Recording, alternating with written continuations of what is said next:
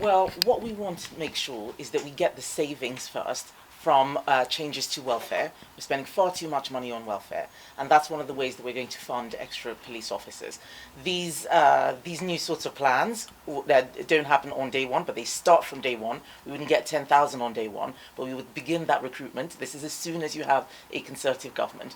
What we want to see is 10,000 extra police officers on top of what we have now in crime hotspots. I've been in Croydon Town Centre today talking about live facial recognition and the change that that's making. Having an extra 10,000 police officers will do a lot to take back our streets, get public order, make people who own shops feel safe. I'm in a shop right now. They're very concerned about shoplifting. In this shop, people have come and taken entire racks and walked out.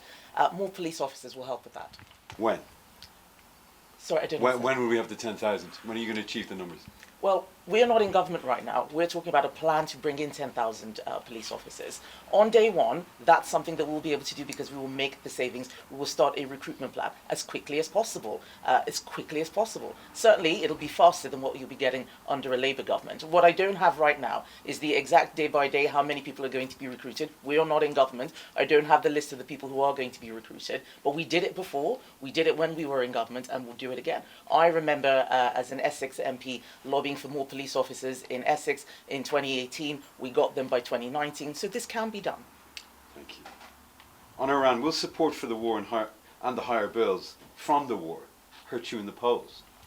So I'm sorry, I didn't get... Will support for the war and the resulting higher bills from the war hurt you in the polls? Well, right now, what I'm supporting are our troops. The war in Iran is one that was started by the US and Israel, but our bases have been attacked. And the people that I'm very concerned about are the British servicemen and women who are in bases in places like Bahrain and Cyprus, and I'm the only person who's speaking out for them right now.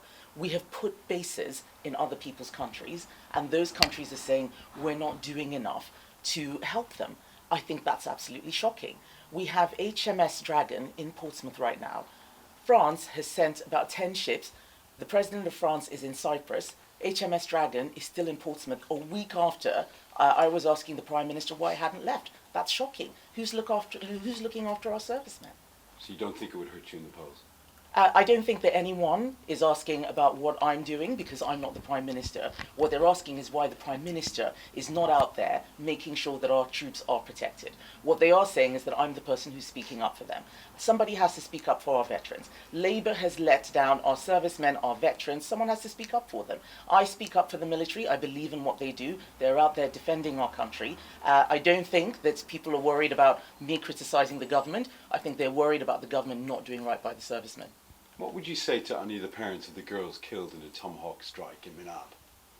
I'm sorry, I don't know. What would you say to any of the family, the parents of the children who died in the Tomahawk strike in Minab? Well, I don't have the details of that. As I said, I want to see this war brought to an end as quickly as possible. My heart goes out to all of those people who are caught up in this. It's very, very upsetting to hear news of deaths.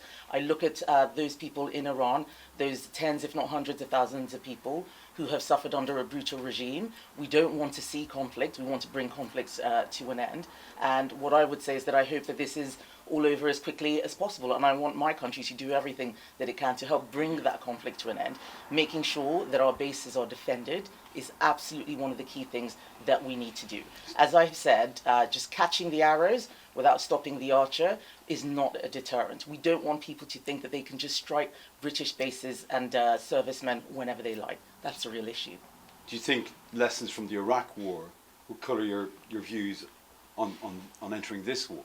So I think that there are lessons to be learned from every single conflict. The Iraq War in 1991 is very different from the one that happened in 2003. What are the key lessons? Make sure you have a plan. Make sure that you are strong. Make sure that you have evidence of what is going on.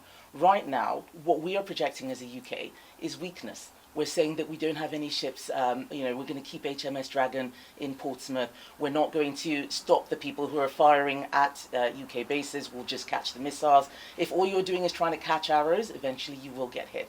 That's one of the things that we have learned from previous conflicts. We have seen what's happened in places like Syria and Afghanistan. There is knowledge out there, and what we need to make sure is that we're looking after the British national interest first. We did not start this war. I think that it is right that we do what we can to help the Iranian people. But the most important thing is look after our servicemen. Those are the people who I'm speaking for right now. I don't think enough people understand the risk which they are facing. We should be having a warship out there in the Mediterranean helping to defend the base in Cyprus. Even the Cypriots are complaining. I think that's terrible. You've called for the government to reverse plans to raise fuel duty. Isn't this just a cheap shot, and you're just trying to claim you pushed Reeves into a U-turn if she does end up changing her position in the future? Well, Conservatives kept fuel duty frozen for 15 years, so this is a consistent position. What is absolutely shocking is that last week we had a spring statement where Rachel Reeves knew that all these changes were coming out and she had nothing to announce. She had a statement where she was telling us what a fabulous job she was doing. She gave another statement yesterday. My job is to hold the government to account, and what right now all they're doing is talking, there is no action. I think that she should stop the fuel duty increase in September. We are making parliamentary motions today, negative statutory instruments to try and stop that. We want to get a vote on fuel duty because that's the right thing to do. I would not be doing my job if I just sat back there and let Labour do whatever it liked. There are people out there who are absolutely furious with the government. My job is to speak for them. My job is not to give Rachel Reeves a pat on the back and say, great job, Rachel, because she's doing a terrible job. We're seeing the second reading of the Courts and Tribunal Bill later. Those in support have urged MPs not to lose sight of the people at the heart of these reforms. Are the Conservatives doing that with their position?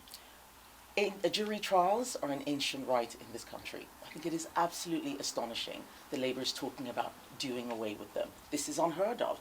David Lammy used to say that jury trials were things that we needed to preserve. Even during COVID, Conservatives kept jury trials going. So we are completely opposed to this. We think it's absolutely wrong. We think it's lazy thinking from a Labour government that has no ideas. We're going to oppose this every single step of the way. So later today your party's got plans to force the government to stop its plans to raise fuel duty. Part of the reason fuel prices are rising at the moment is because of this war in Iran. We've seen oil price spikes. Your party has also talked about, the Conservative Party has also talked about support for the strikes that the US and Israel launched, and saying that we should have joined them. Do you concede that if we joined them, we would have been directly responsible for seeing a rise in petrol prices in this country? Well, actually, what we are seeing right now is Iran with a dangerous regime that is actually a current threat to the UK. No one wants to see a war. No one wants to see conflicts, but we have to look after the British national interests. The US and Israel said that Iran was going to make imminent attacks. That would have caused an oil price shock anyway, if that was the case. So sometimes things happen whether we like it or not. My concern is that we have British bases in the Gulf, and the countries where we have put those bases in, Bahrain and Cyprus, are saying we're not doing enough to defend them. That is a real issue. The government has done other things to cause rises in fuel in our country. They should just get rid of this plan to increase fuel duty. We managed to freeze it for 15 years. They should be able to do the same. The fact of the matter is we live in a more turbulent world. Our government needs to be getting ahead of things. They're not getting ahead. They're reacting to everything. And then they're blaming other politicians for pointing out when they're doing things wrong. They're not governing. They're too busy, focused on their own internal dramas. I want to see them taking decisions that are in the interests of the UK. Okay, and just one more from us. You got some flack over the weekend for suggesting that British forces were just hanging around in the Middle East. Do you think that's a remark that you need to apologise? Oh, I've been asked this several times. I was criticising the government that they're not doing enough, and they are the ones hanging around.